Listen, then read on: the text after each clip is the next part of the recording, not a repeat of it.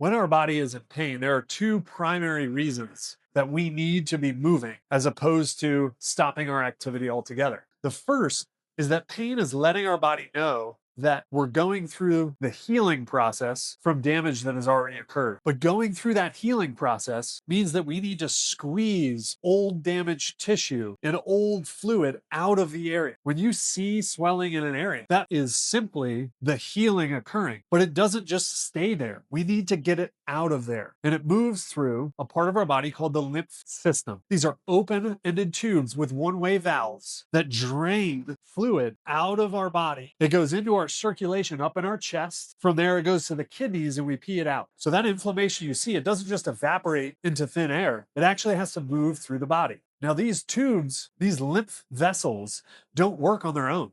The only way they work is if you squeeze your muscles, because that squeezes that fluid into the open end of the tube.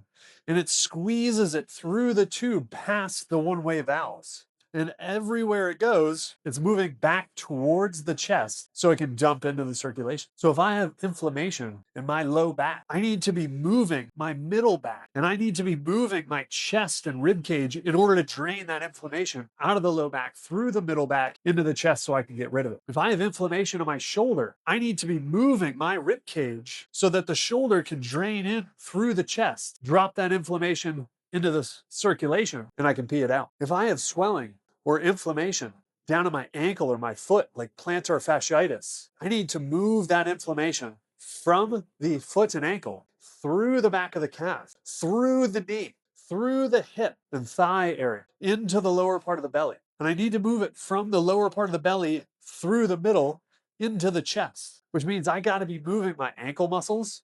I've got to be moving my knee and thigh muscles, my hip muscles.